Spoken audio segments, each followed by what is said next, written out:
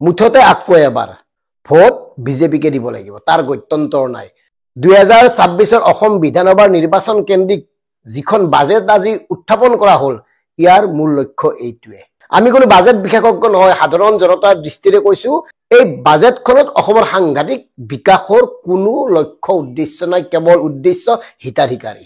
এই যে স্নাতক উত্তীৰ্ণ ছাত্ৰসকলকো এইবাৰ হিতাধিকাৰীত অন্তৰ্ভুক্ত কৰিলে ইয়াৰ পৰা কি লাভ হ'ব কওক? 2500 টকাকে দিব মাহে 10 মাহৰ কাৰণে। এতিয়া আমাক কওক, 2500 টকাৰে এজন যুৱকে এক মাহত কি কৰিব পাৰিব কওকচোন? অৱশ্যে এটা কথা ঠিক যে এইবাৰ বাজেটত এনেকুৱা কৰিছে, দেশীয় সুৰাৰ দোকানত বিদেশী সুৰাও ৰাখিব পাৰিব বিশেষ অনুজ্ঞাপত্ৰ লৈ। গতিকে বেছিভাগে সেই সুযোগটো ল'ব পাৰিব নে কি কয়? যুৱকসকলে পোৱা অনুদানখিনি এনেকে চৰকাৰৰ ঘৰলৈ ঘূৰি অহাৰ এটা সুযোগ পাব নে কি কয়? ঠাট্টা কৰা নাই, এয়া বাস্তৱ সত্য। যিখন ৰাজ্যৰ যুৱক যুৱতীসকলে ভৱিষ্যত কি কৰিব তাক ঠিক কৰিব নোৱাৰে, কোনো উদ্যোগ নাই, কোনো কৰ্মসংস্থাপন নাই, 35 লাখতকৈ অধিক মানে আপোনাৰ নিবনুৱা, সেইখন ৰাজ্যত মাহে 2500 টকাকে দি শিক্ষিত লোকসকলক কোনফালে নিব খুজিছে কওক?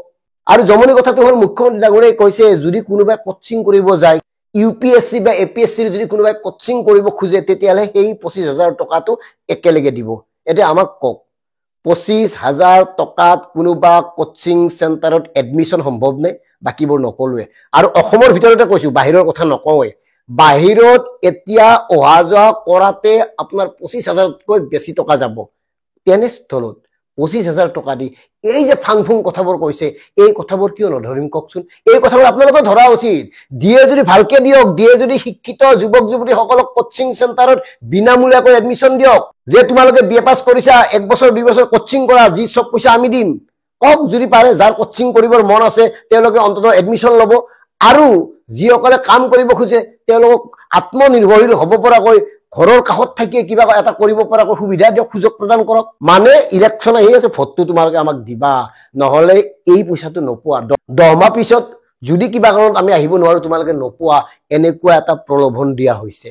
আৰু মন কৰিব, অৰুণোদয় আঁচনি পোৱা লোকসকলক কৈছে, কিবা কাৰণত যদি ফেব্ৰুৱাৰীত ইলেকশ্যন ঘোষণা কৰা হয়, নিৰ্বাচন আয়োগে যদি চৰকাৰক অৰুণোদয় আঁচনিখিনি কণ্টিনিউ কৰাৰ কাৰণে অনুমতি নিদিয়ে, তেতিয়াহ'লে তেওঁলোকে জানুৱাৰীতে 4টা মাহৰ অৰুণোদয়ৰ ধন একেলগে দিব।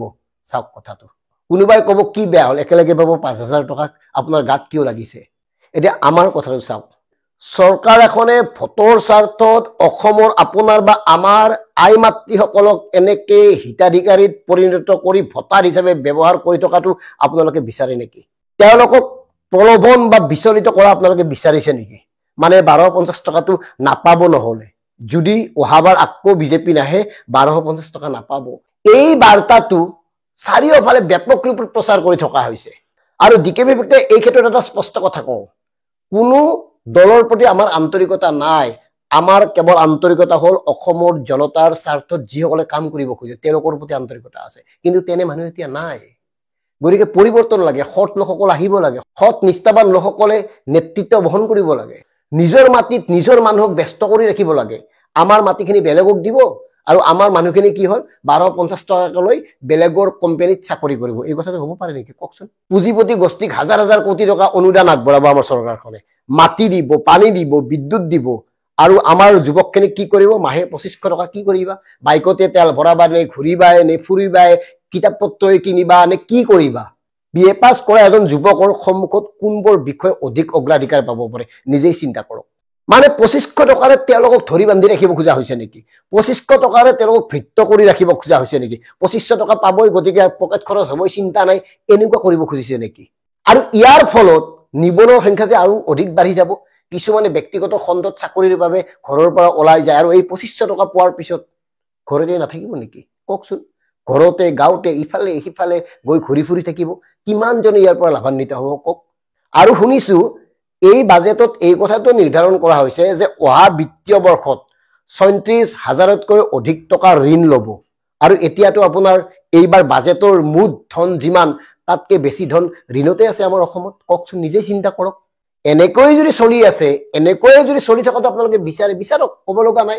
কিন্তু আমাৰ কথাটো হ'ল অসমৰ প্ৰতিগৰাকী লোক স্বাৱলম্বী হ'ব লাগে। অসমৰ মাটিৰ ওপৰত অসমীয়াৰ অধিকাৰ সাব্যস্ত হ'ব লাগে।